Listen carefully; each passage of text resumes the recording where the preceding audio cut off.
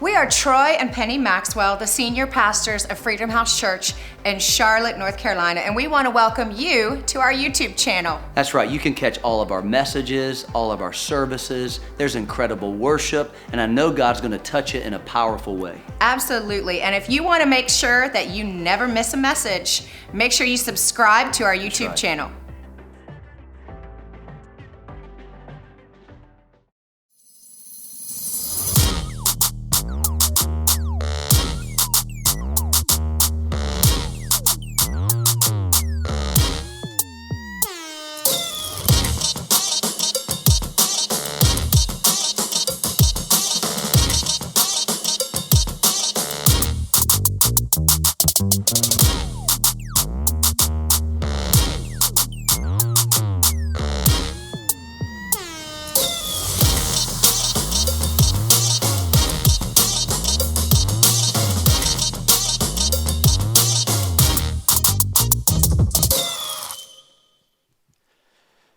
Good day, everybody. Good to see you. Glad you're here with us. Welcome, welcome. Good to be here at Central Campus.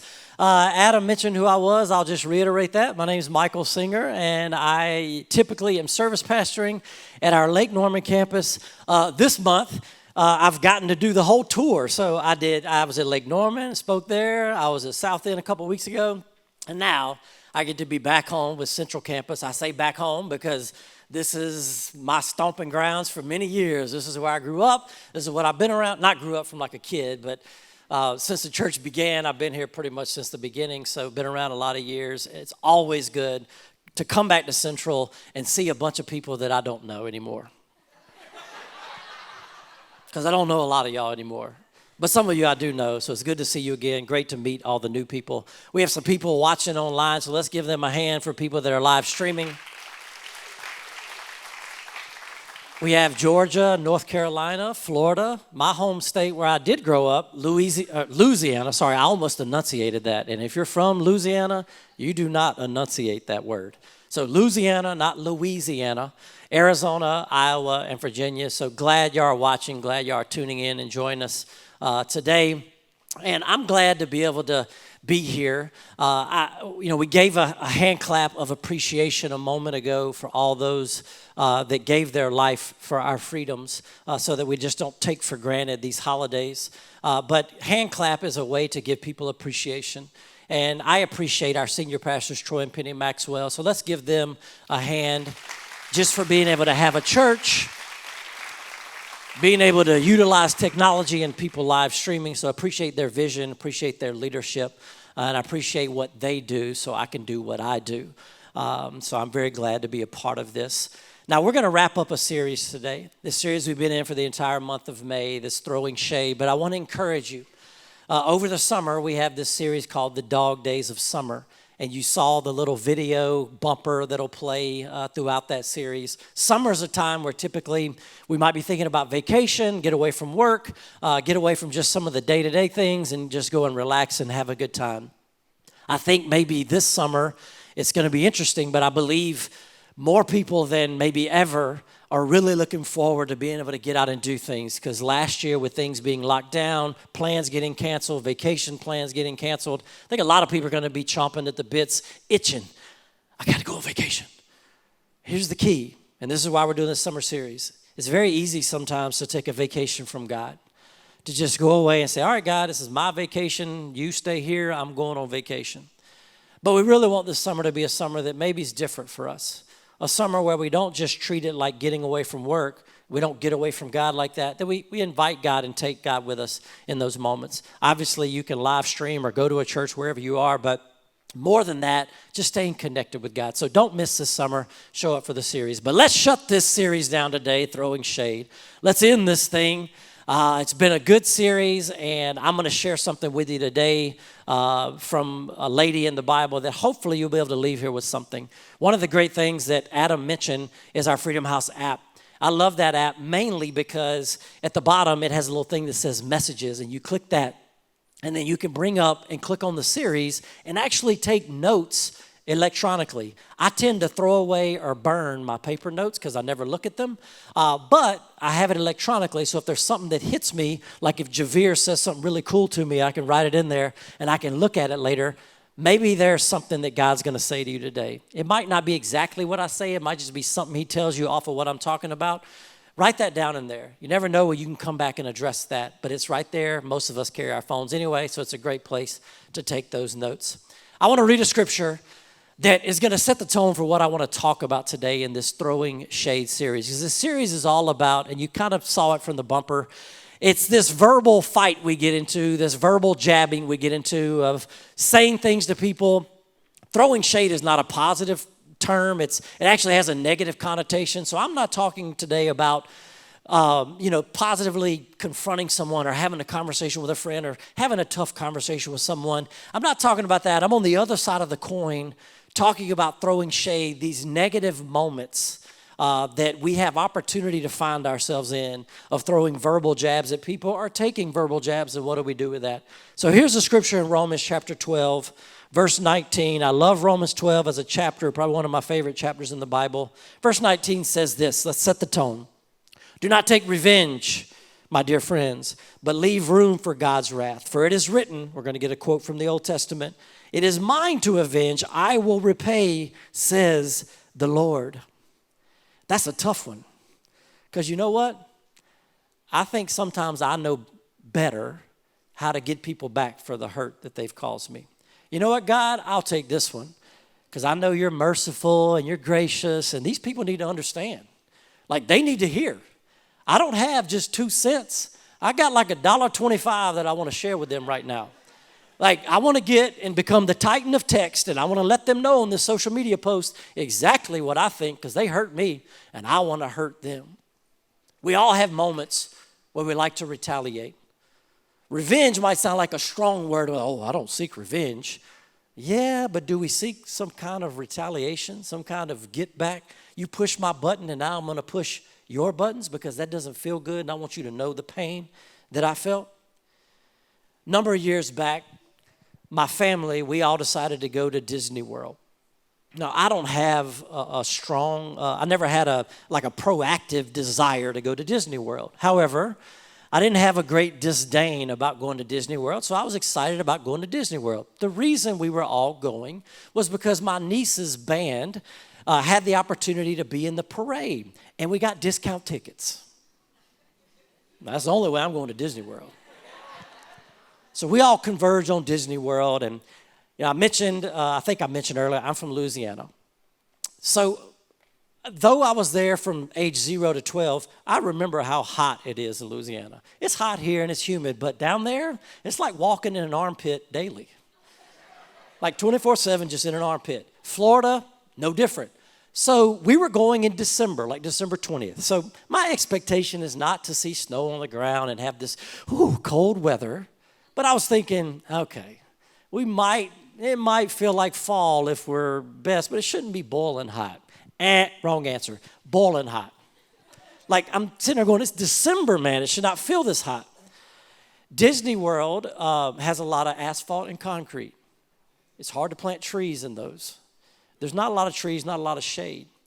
So the day comes where the parade is going to happen, so we're all jockeying for position. We want to be close to the road to yell at my niece, Caitlin! We want her to be able to see us and all that stuff. So we find this spot near the castle in Magic Kingdom. How many of y'all, by show of hands, been to Disney World? All right, so put yourself there, if you remember. Big castle, by the road. There's no shade right there. Well, you have to wait for the parade to start, and we have to wait for them to come by. I'm hot and tired. I look at my brother-in-law, Kenneth, who I affectionately call K-Digger, and I said, K-Digger, we got to find shade, man. So I'm looking around, and then all of a sudden, it was like God himself stepped out of the sky. There was some structure behind us. I don't even remember what the structure was. But the structure wasn't the important thing. The important thing was that the sun was at an angle that hit that structure and created a cascade of shade on the ground. And do you know that shade began to talk to me? It said, Michael, come on, Michael. you know you want to relax and rest and enjoy the comfort of this shade. And I said, you're doggone right, shade. I'm going to come rest and relax and enjoy because this sun is killing me. And we went and sat in the shade and enjoyed that moment. And I think that's how life is. When we're talking about this idea of throwing shade, I believe that there are moments where people say things to us and it feels uncomfortable, just like we were uncomfortable in that sun baking down on us. And it feels so uncomfortable that we get drawn into the shade of that moment, into retaliating, into letting them know what we think, into throwing a jab, and we get lost in that. And it feels comfortable, but it doesn't sustain our comfort. So today, I thought I'd spend a few moments. We're going to look at a lady in the Bible that I believe is going to help us to figure out how not to get lost and drawn into that shade throwing so that we can experience something different and more sustaining from God. We're going to look at 1 Samuel chapter 1. And there's a guy we're going to start to look at that's going to kind of launch us into the story of this lady. The guy's name is Elkanah, and here's what it says in 1 Samuel chapter 1, verse 2. It says, he, talking about Elkanah, had 2 wives. One was called Hannah, and the other Peninnah. Very important detail here. Peninnah had children, but Hannah had none. I want us to really understand the significance of that statement. Because if we look at the context of the culture and this time period and the way they lived their life, there's a magnitude to this statement that I don't know we truly get and understand in our American culture today. Now, the children of Israel, the Jewish people, they were in an area where other people groups around them operated in polygamy. So a man could have multiple wives. Underneath Mosaic, the law of Moses that was given by God, the Jewish people, the Israelites, they were also given the opportunity to have multiple wives. However, Deuteronomy makes it clear that this was not to be a free-for-all where you just have wives because, oh man, she's hot. Oh, she's got nice calves. Oh, I like her ankles. I'm going to marry her. It wasn't just some random thing that you just did. There was actually 2 main reasons, because God's a God of order. 2 main reasons that he allowed people to have more than one wife. The first reason was that if a husband died, then the brother of that husband who died, it was his responsibility to marry his brother's wife, who was the widow. And the purpose for that was for their livelihood, so that they could have a place, they could have a position, they could keep all their land, they could have everything, potentially if they didn't have kids, potentially have an heir to their family. But it was very instrumental and strategic from the way they lived their life for them to have livelihood. So that was the first main reason.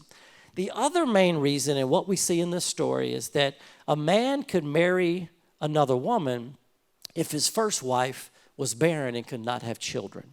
So you see when we read that text, it said he had 2 wives. One was called Hannah, the other was called Peninnah. So he married Hannah. Hannah couldn't have children, so he married Peninnah so that he could have children. Here's why it's so important to have children. They grew up in an agrarian lifestyle. They didn't choose between, hey, I think I'm going to be a physical therapist.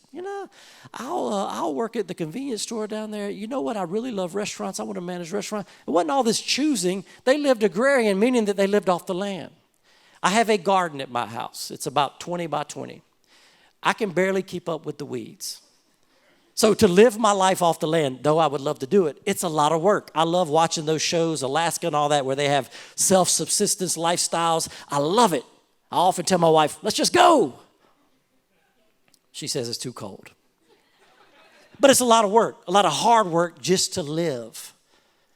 Well, the beautiful thing about having children and why it was so important to them is because they needed the help of the children to take care of livestock and all the land.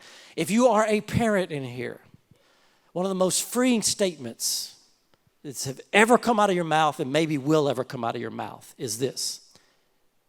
Kids, go wash the dishes. Kids, do your laundry. Kids, make the bed.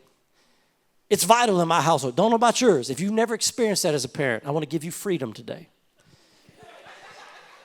If your kids are older than 3 years old. Now, when they get to that age where they can do stuff, let them do stuff. It releases the load from you. It's beneficial to me. Like, I love it. But in this lifestyle, it's like 100 times more important than what I even think it is. This is how big a deal it was to have children.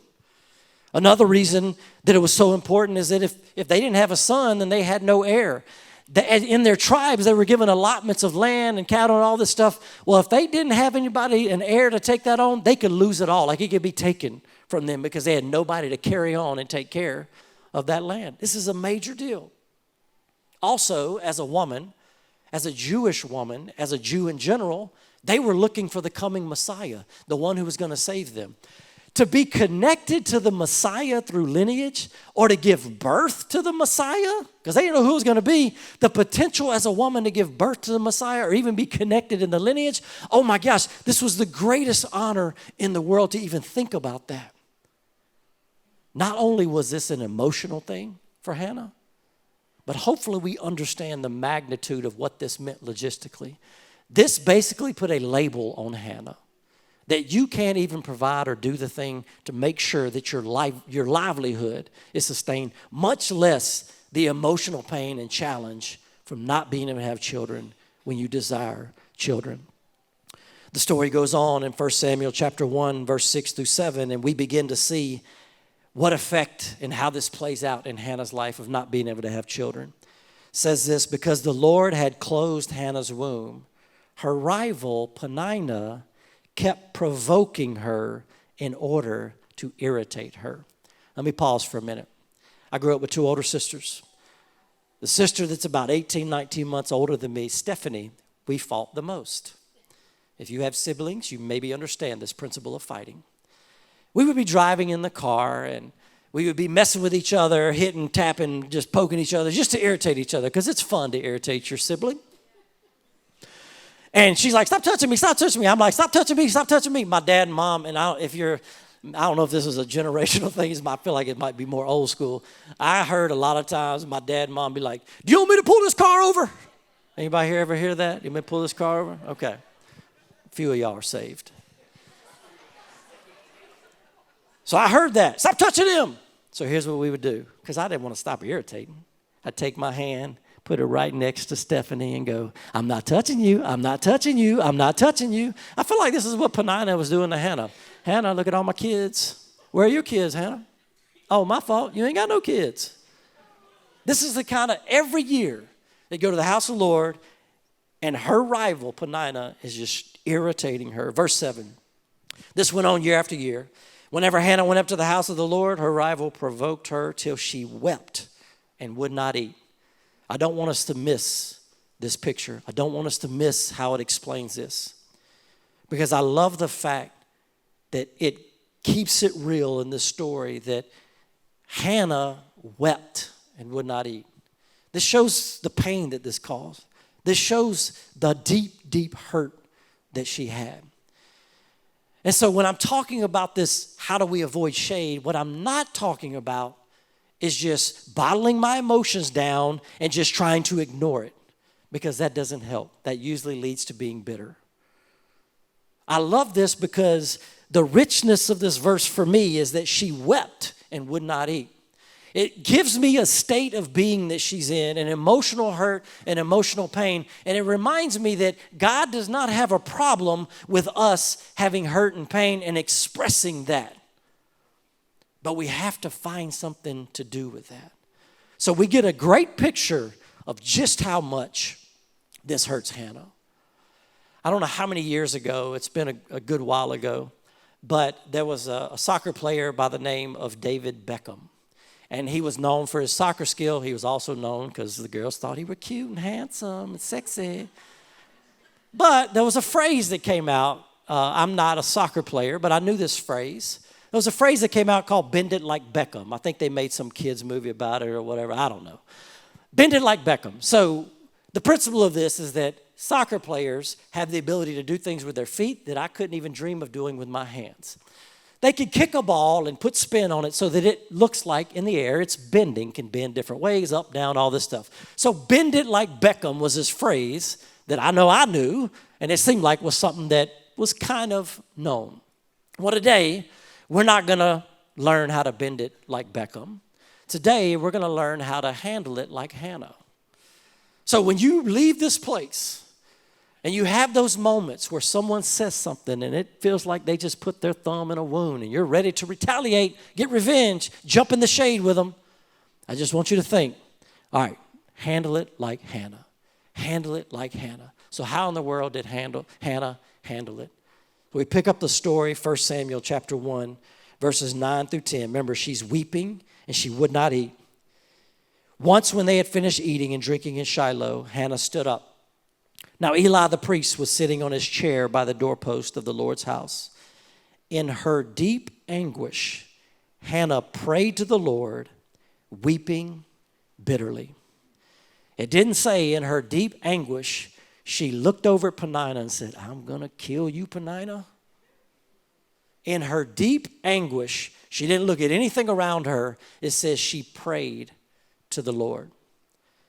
I believe what we see from Hannah and how we can learn how to handle it like Hannah is we have to understand that we have to find a focal point. We have to find a focal point. One of the most challenging moments for me to live out my Christianity is on multiple lane highways and interstates.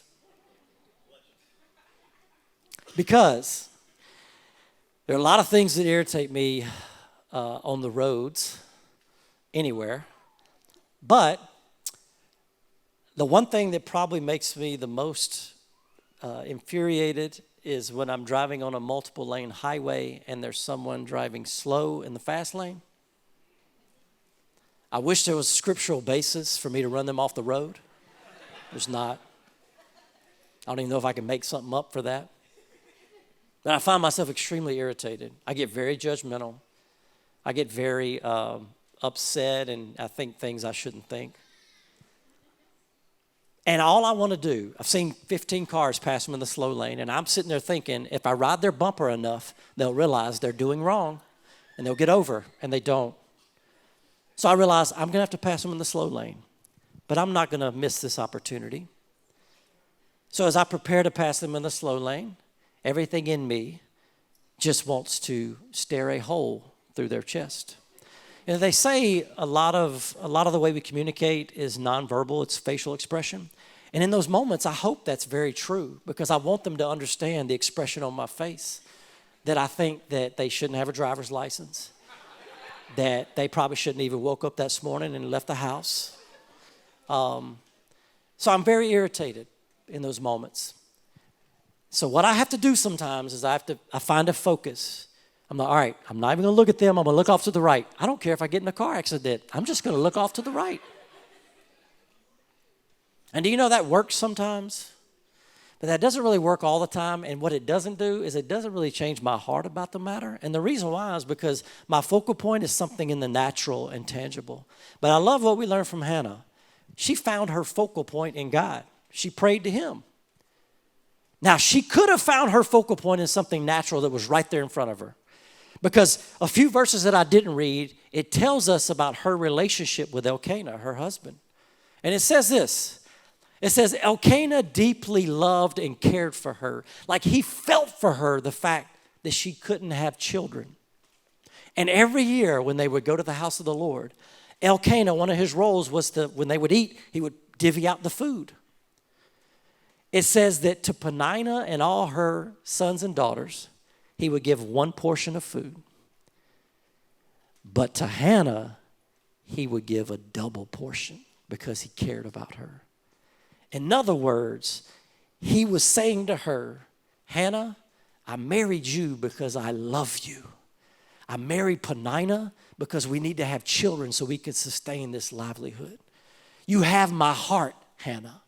And Hannah could have took that and said, Peninnah, you got all your children, but you don't have Elkanah's heart. I don't know why I turned that into a song, but she could have just come right back. She had a perfect opportunity in that moment of shade to just get right back at her. But she didn't. Year after year, getting irritated, she found a focal point. And that focal point was going to God. I love what 1 Peter chapter 2 says when it talks about and reiterates this idea of what is our focal point supposed to be. 1 Peter 2:19 says, "For God is pleased when, conscious of his will, we patiently endure unjust treatment." Let me remove that middle part. For God is pleased when we patiently endure unjust treatment. So, Michael, does that mean God is pleased whenever I'm having a moment, someone's treating me poorly, it's very unjust, and I just go, God, you see me holding firm. I'm not talking back to them. Oh, God, you're going to bless me because I'm just holding firm, being a good Christian. I'm just doing the right thing. God, I'm just stonewalling. I'm just not going to let it. I'm putting on my tough skin, my big boy pants. I'm just going to handle this. I can do it. I can do it. Just make it, Michael. Don't say nothing. Don't look at them. Don't respond on that text. Don't respond to that social media. Just stand firm. No, God's not pleased with that. It's very clear right here that he's pleased when we endure unjust things if we're conscious of his will when we're doing it. Here's what that tells me. It's one thing to stand firm and just go, all right, God, I'm just going to not say anything. That's not necessarily a horrible thing. But when we do that, we miss out on the conscious of his will part. When we're conscious of God's will and people do unjust things to us that we didn't deserve it just happened to us, then what we'll begin to do is say, God, I didn't ask this to happen. I don't know why this is happening. They're doing me wrong. What can you teach me about myself in this moment? What can I learn? Because your will is most important. Those verses in that chapter, 1 Peter 2, it goes on, skips a few verses. I'm going to read verse 23 because it tells us about Jesus and explains how he did this. It says this in verse 23 of 1 Peter 2. When they hurled their insults at him, talking about Jesus, he did not retaliate. When he suffered, he made no threats. Instead, he entrusted himself to him who judges justly. Jesus understood that it's not my way, but it's God's will. Do we understand in those moments that it's not just about standing firm when someone's done something mean to us, but it's about connecting with God and saying, God, I believe there's something more because your will is greater than my will. Your will is greater than my way. Your will is greater than my desire. So God, in this moment, help me to see a fresh perspective of what is going on. Help me to get your viewpoint instead of just jumping in and retaliating. Hannah understood this. She found that focal point. She said, God, I'm going to pray to you because I know your will is best. And I do have a great husband, but more important than that, I have you, and I'm going to seek out what you have for me and follow that. Not only did she find that focal point, but another thing that we see that Hannah did is Hannah found depth in meaning. She found depth of meaning in her situation. So oftentimes I feel like we get into moments of throwing jabs and disagreements and we don't stop long enough to ask ourselves, why in the world am I like making this a big deal? How did it get to a point where this thing that I'm getting so frustrated about, how did it get to a point where it frustrates me at that level? Is it really worth it? I mean, is it worth me trying to convince you that the best color is blue and you think it's red? Like, is it worth my time getting into a battle? Some of us love to just share our opinions and love to get into a disagreement, things we want to tell you what we think. Is it really worth it, though? Like, I feel like sometimes if we stopped and said, does this really have, like on a scale of 1 to 10, is this really a 10 for me? Or is this like a 2 and I just want to share what I want to share? I think sometimes that could just stop us from getting in those moments because there's no depth of meaning to that. I see, when I continue reading, how Hannah had depth of meaning. Let me read verse 11 of chapter 1. She's sobbing, she's praying, and she made a vow saying, Lord Almighty, if you will only look on your servant's misery and remember me and not forget your servant but give her a son, then I will give him to the Lord for all the days of his life and no razor will ever be used on his head. We did a baby dedication here on Mother's Day a few weekends ago. And maybe as a parent, you've made this statement. This is kind of what our baby dedication, what it's all about. is it's about the parents, really. It's a baby dedication, but it's more for the parents. It's about a parent saying, you know what, God, I'm going to give this child's life, this gift you've given me, I'm going to give them back in your hands because I want them to know you. I want to show them the best that I can, your principles, your guidelines, so you do that. And so Michael, is Hannah doing that? Is she just saying, God, I'll give him in your hands? No, this is a whole different ball game. You see, when we did that baby dedication, if you're here and you dedicated your children, none of y'all left your kids at church and said, y'all take care of them. And it's a good thing you didn't, because I wouldn't have taken care of them. But understand, when Hannah said, I'll give this child back if you give me a child, what she meant was that she was going to give birth to her child. She was going to take that child to the house of the Lord, to the temple, and leave that child with the priest. Now, what we've read so far is they only went to the house of the Lord once every year. So does that mean she was only going to see her son once a year? Maybe. But I think the bigger thing is the very thing that Hannah desired, because of the label she had in her cultural context, the emotional and tangible hurt and pain, the very thing that had depth, she responded with depth by saying, if you give me this that I've desired, I will give it right back to you. How many times have we asked to be out of the job we're in because we don't like the boss, or we want a new job, or we don't like working with our employees, and we go, God, if you'll just give me a new job. Do we give it back to him when we get it? God, I just would like I'd like a boyfriend, a girlfriend. I just want to try to get married. When we get in that relationship, do we give it back to God? You know what, God, I just need to find some good people to hang out with. These other people I've had as friends, God, just give me some good friends. When God gives us those friends, do we give that back to him? This is what reveals to me that Hannah, she understood, and this meant the world to her. The very thing she longed for, she said, I'll give it right back to you. It's very easy as we walk through life, and I've done this, either subconsciously or consciously, to think the statement or make the statement that I will never be like them. Sometimes it's easy to do with our parents. I'll never be a parent like they were to me. I'll never be a husband like that. I'll never be a wife like that.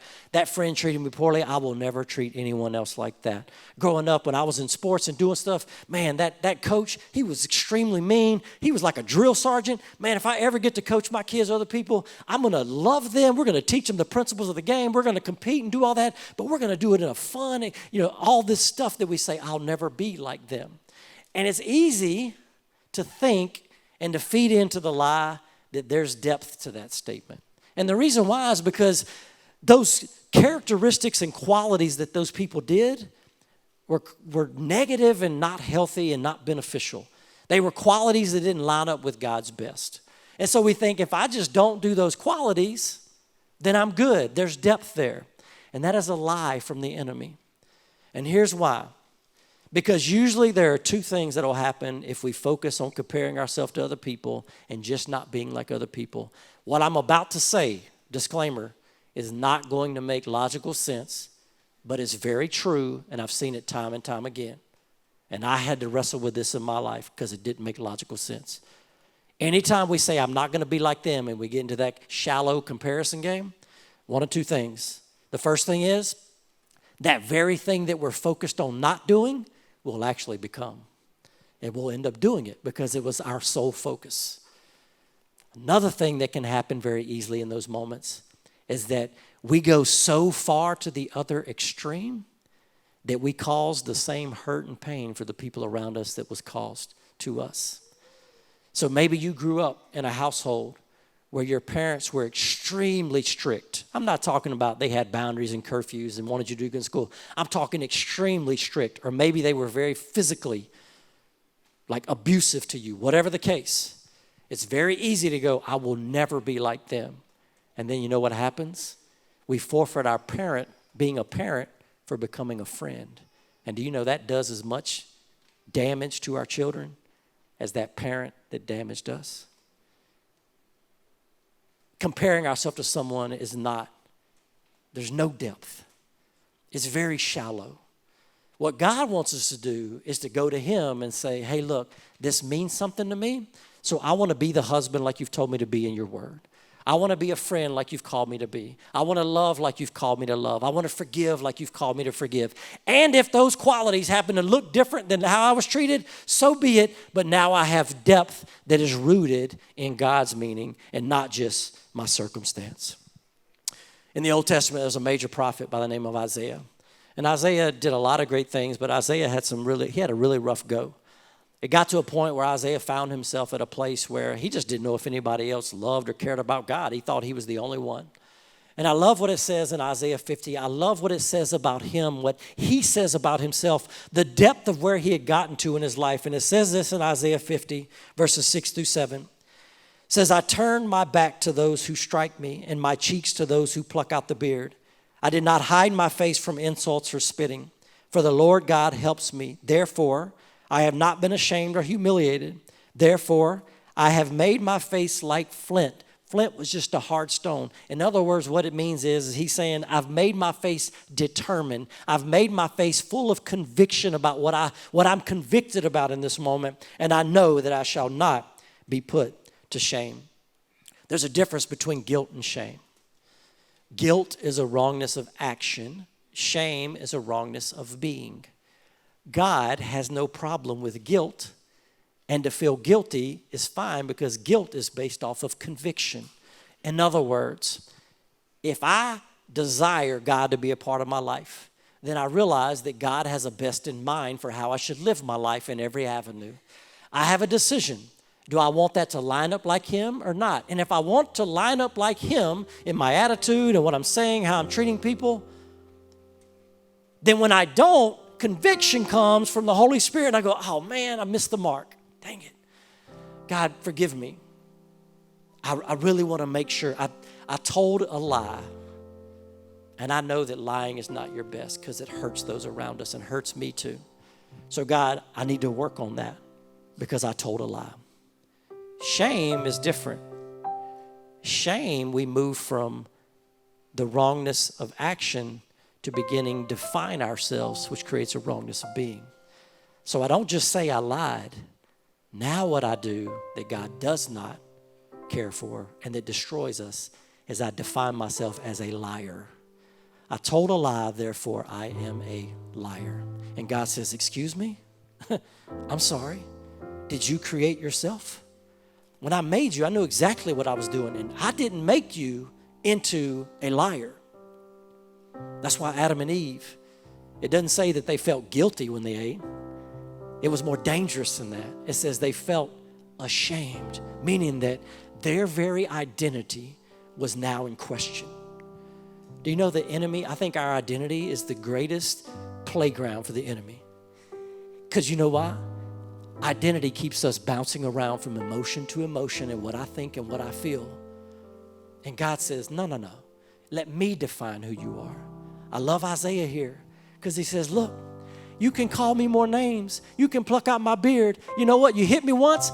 Here's my backside. Hit me again. I don't care because no matter what you do not dictate who I am. He dictates who I am. He is the one that called me. He is the one that made me. And I'm so deeply rooted in that it's all about him and who he says that I am. Hannah understood this. Hannah knew no matter what label she had, that she was going to put it in God's hand and let him dictate who she was. If you will, stand to your feet with me. Story goes on. Hannah does have a son. His name is Samuel. She takes Samuel to the priest, house of the Lord, and leaves Samuel with Eli the priest. At that particular time in this story for the Jewish people, the Israelites, God had ordained and made it so that Eli's family line, his lineage, would remain the priest at the house of the Lord. However, Eli had two sons that were just screw-ups. And they were doing some shady stuff in the house of the Lord, some very selfish things. Well, Eli kind of said something, but he never checked them or gave consequence for the things they were doing. So they were kind of left to keep doing. So God said, hey, Eli, because you as their father did not set consequences and did not really come to them and check them on this, I'm actually going to remove your lineage because you obviously don't respect this call that's on your life. Do you know who became a priest later on as he sat, watched, learned all the duties, but also drew close to God and saw that connection? Samuel, Hannah's son. Do you know as priest that Samuel, Hannah's son, anointed King David? Do you know who is in the lineage of King David? It's Jesus. I wonder what would have happened if Hannah was victim to that moment of shade where Peninnah was talking about her, and she chose the shade off of pursuing God. I wonder what would have happened, but she didn't. What are we missing out on?